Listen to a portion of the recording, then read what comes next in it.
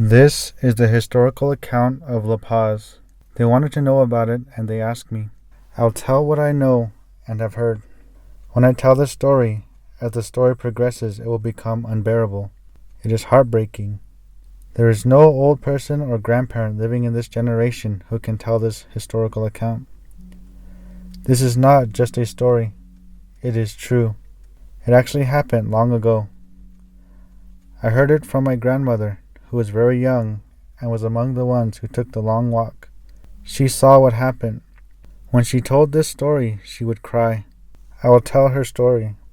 There are no reports of this account anywhere. If there is, their version is not from something they have witnessed or heard directly. There is no record anywhere. A long time ago, the Hualapai people lived around here. All of the sites, you know only a few places like Kingman, Hackberry, Valentine, Peach Springs, Sligman. Just these areas you know. There were many places. People were living everywhere, covering the whole area from one place to the next. In Chloride, Kingman, Hualapai Mountains, down below the Big Sandy, all the way up to Williams, and to the natural boundary of the Colorado River. All over this land, the Hualapai people lived. The people were happy. They had many relatives living everywhere. They got up in the morning happy. They had families. They made their own homes and took care of their families. A child was taught how to do things. He was told things so that he would have a good life. Their day-to-day living was good. They didn't go wandering off, but took care of themselves. They gathered seeds, plants, berries, and nuts. These they gathered to live on. They were undisturbed. A Hualapai never stole anything that wasn't his. He picked seeds from the plants and ate them. He picked the right plants and ate them. He made his own house and lived in it. He hunted game and made clothing to keep him warm, and ate the meat. But then the Europeans and the Spaniards came to this land. These people were mean. They struck and killed the Hualapais. The Spaniards mistreated the Indians. They kept on killing and attacking the Hualapai. They considered the Hualapais not as human beings or living things. They called us animals. They thought we did not have a mind to know anything. We were a nuisance, they said. All they wanted was our ancestral land. When the soldiers shot the Hualapais, they said the Indians shot first, even though the Indian did not have a gun. The Hualapai just had bow and arrow. He was taught to use it for getting game to eat and live on. He did not use it to kill or hurt people. The U.S. military talked of rounding up the people. They did that. They rounded up the Hualapais and took them to Beale Springs the first time. Then they took the people and dumped them near the Colorado River. The Hualapais had leaders, and they knew that the military were trying to steal the land. The military kept on attacking and killing off the people. The people had nothing. They had very few belongings and went down there along with their children. They lived there but were unaccustomed to the land. They longed for their homeland, so they all escaped and returned. They hid out in the mountains, hills, and canyons. The military questioned, "What are we going to do now?" The cavalry started looking again. They said, "We're not going to leave them alone. We'll go out and gather them up again." They kept looking and looking for the people, capturing them. This went on for a certain length of time. Then the searching and capturing ended with the people being taken captive to Beale Springs. There were many people rounded up and herded. They were brought to Beale Springs. They were not given horses or wagons to ride. They were driven and herded down there. Young children, women, small babies. They were all brought and placed in the 1 mile square area that was called the Hualapai Reservation. They built a fence around it. They placed the captured Hualapais in this corral. The people were forced to stay within the square. There were no plants or food to prepare. There was no place to wash and clean. The people were given very little to live on. The military used to give them cooked meals, but later they just gave out rations to fix somehow and eat. The soldiers stood guard all the time. The guards on the east side were ready to shoot at any slight movement. The corral was fenced with barbed wire. There was no talking or laughing. They just all stayed there, keeping their eyes on the guards. The people asked each other, "How are we expected to survive?" They were given a few necessities which were old and not enough, like clothing, bedding, shoes. Many people were crowded there together. They filled the corral to the fullest. It was summertime. The young children went without clothes. The people were from the mountains and were used to the cool climate. The military didn't care about the discomfort of the people and children. The people were hungry and sick, and they cried, and many died. The guards would shoot at anything that aroused their attention and killed many of the people. The military brutally beat them on the heads with their bayonets. The people had no way of burying their dead. All they could do was cry. They were afraid of the military and just stood by in terror as the killings went on and on. The women, girls, and children were killed by soldiers. To the west there is a hill, and there was a hole. The people would build a fire and stay there. The people were treated and held captive for a long, long time. Then there was a young Hualapai man who understood a little of the white man's language. He told the people in a hushed voice that he heard the military say, "Before we take them down, we will search for the rest of the people." This young man encouraged the people to escape. He said, "Take off while you can. Go to the mountains and hide there." A long time ago, the people were fast runners. Some of the people escaped and hid in the mountains. When they looked back, they saw the others who were closer to the crowd being captured and herded back into Bill Springs prison encampment again. The people knew where the springs were located. They fled from one spring to another, hiding in the mountains. There was another man who understood the English language in the Bill Springs prison encampment. "My people, I really don't understand what the military are planning. Are they going to shoot and kill us all? They keep talking like this. Keep watch." They didn't sleep well as the brutal abuse and killing went on and on. That's the way the people were treated. The people received very little of the rations that were supposed to be issued. They went hungry. Another Hualapai overheard the plans of the military and warned the people. They are planning to move us somewhere or kill us all. Whichever choice they make, whatever our fate is, be strong. How can we escape? We are surrounded by the soldiers. They make it impossible. Why are they doing this to us? What have we done? The people couldn't comprehend the brutal treatment. The day came. The military opened up the gate to the prison camp. "Today you will walk," they said. Any of the people who lagged behind were struck with bayonets. The soldiers stabbed and slashed their bodies, making them bleed. The soldiers mistreated them. The people were beaten and whipped. They were assaulted and abused. The people were abused. The people were very afraid. They were forced to take the long walk at gunpoint. They went. Young girls, young boys, young men and women. Old people were forced to march. There was a trail by the Hualapai Mountains, which they took. They went from Bill Williams Fork over to Havasu Lake. While they were herding them on, the soldiers had whips and lariats. They whipped the people if they did not hurry along. Sometimes, when they threw the whip, it would wrap around their necks. When this happened, the soldiers yanked them down. The people would just faint or die.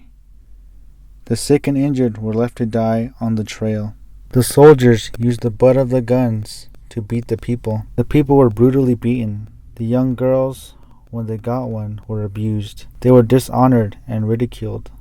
One little girl cried and trembled all over. The soldiers abused and whipped her severely.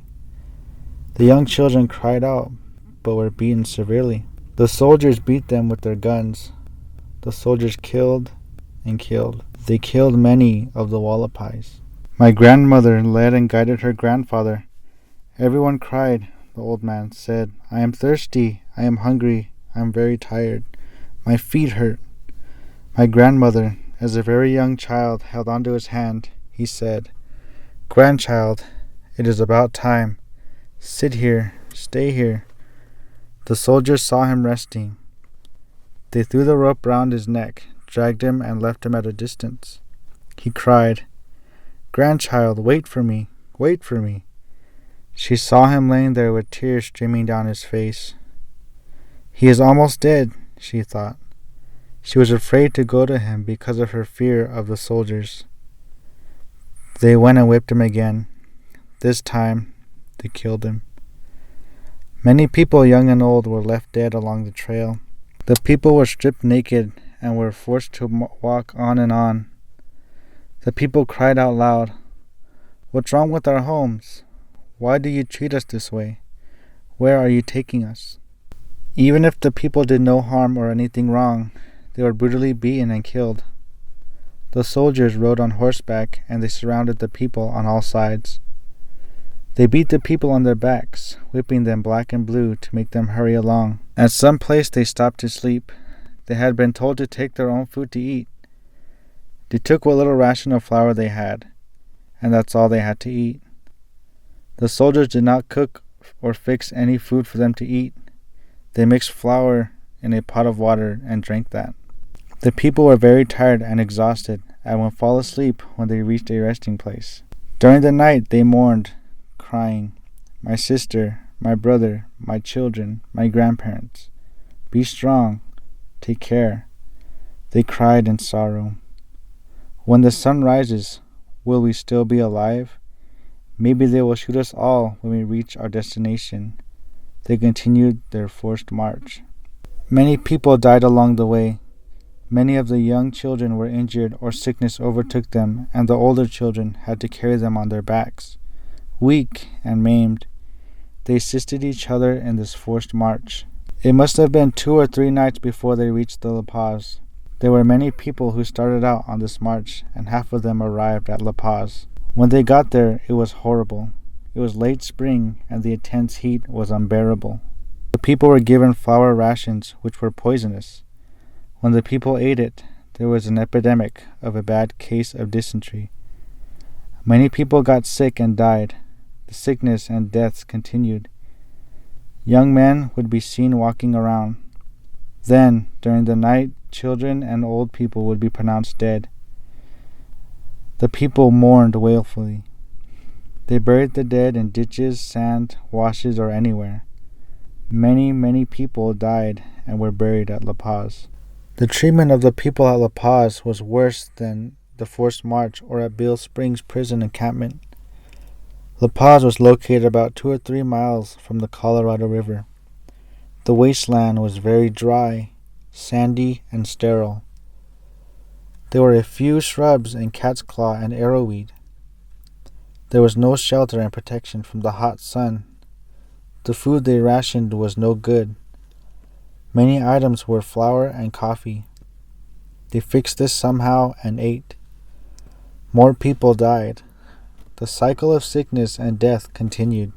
There was a captain besides the agent stationed at La Paz who ordered, "The people imprisoned at La Paz are to be given good land and water so they can plant food."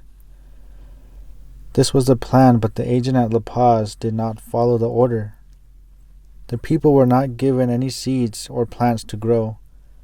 More rations and beef were ordered to be given, but this agent did not do this. Nothing like this was done. The inflicted, enduring misery continued. The extremely hot summer sun beat down on us. The sweltering land offered no refuge. Arrowweed shafts were laid on cat's claw tree for minimal shade. The people sat under this for protection from the hot sun. When the sun went down, it was a little cooler, and the people would prepare earth-baked bread and coffee for meals. The means were meager, but were a source of survival. The terrible hopelessness of the situation was mirrored in their grief-stricken faces, and the people spoke among themselves. We seem to take for granted that somehow we will survive and matters will improve, but can we stay here and exist? Our ordeal is worsening. The people who came on the forced march, those that arrived, there were many of us. Now, our children are all dead. Our men and women are all dead. There is no way that we can survive here. Bake earth oven bread, they planned. When we receive our ration of flour, make the bread. That's all they had to take along. Take whatever you can. Do this. We are not going to stay here. We are going to escape. A strong, courageous Hualapai leader urged the people to escape. We cannot stay here. The military wants us to stay and eventually die from starvation, sickness, infectious diseases, and sorrow. The military has dumped us here, and in order to survive, we have to escape. When we receive our rations of flour, bake fresh earth oven bread, and carry whatever you can to escape to our ancestral homeland. Before they left, they held a powwow ceremony. They cried, bidding farewell to their cousins, aunts, uncles, older brothers, and sisters that they were leaving. They hugged each other, knowing that if they all went together, the soldiers would kill them all. They planned the direction they would go. Some of the Hualapais headed in the direction of Blythe. They claimed land and made their homes. We will take the name Pai Pai, our relatives said as they headed in that direction. As they left, everyone cried. Some went on towards the west and settled there. The agent at Parker used to send them rations, but then he said that the rations will no longer be sent. From now on, we will stop doing this. You will come on your own land to get your flour. The agent said. It was about 40 miles or more that the people had to go to get the rations. You will walk over there to get your rations and then walk back, they were told. The young man said, They told us to go after our own flour. It is a far distance to go. We haven't eaten any good meals to have strong bodies. Why waste our energy over flour? We're not going to let the love for flour eventually cause us to lose our lives. Escape from this place is the only solution. The people realized that in order to survive, they had to escape. Finally, one day, they followed their plans of escape. They retraced the trail to imprisonment and death. They nourished their bodies on the stored earth bread, water, and resting at nightfall. The return to their ancestral homeland was exactly 1 year later. It was late spring, and the land was fresh and green. They came upon the Halchidoma people. They were planting their crops. The refugees continued on. At Bill Williams Fork saw mescal, which was one of their main food staples. They were relieved to be back in their own familiar land. We have fulfilled our plans of escape and have returned. Some of the people remained there to bake and harvest the mescal. The rest of the people continued their escape to their own territories by traveling through the mountains. They returned home to their country around Kingman, Chloride, Peach Springs, Hackberry, Valentine, Mutwitha, Pine Springs, and Sligman. When they had escaped, the agent at Parker said, The Hualapais have all escaped. They ran away when we weren't watching. He went to the officer in Fort Mojave and told him this. The officer said, You imprisoned them, and there they endured their captivity. The orders for you to carry out were to give them plenty of meat and other rations. But these things were not carried out. The people starved and they died off. The year of captivity is enough. Do not pursue and herd them back. Let them return home. That is final. The soldiers wanted to round them up and bring them back again, but they were ordered not to. So the people came home to stay. This is what my grandmother told me. She cried when she told the haunting story of what she saw. Her grandfather, the abuse of the children, all of the killings and deaths, and she would cry with remorse. I tell this to my children here at home. It is not good. The place where we shed tears, they call it. The La Paz March, the Trail of Tears, and the Forced March. When the Hualapais returned to their ancestral territories, they found that many white men had occupied the land. They lived all over in the canyons, Diamond Creek, Clay Springs, and everywhere.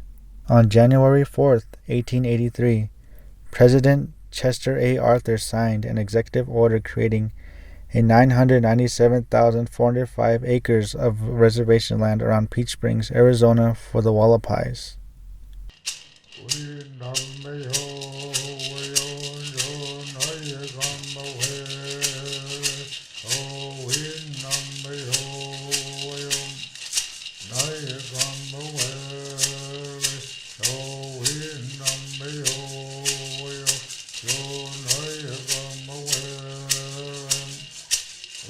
Nam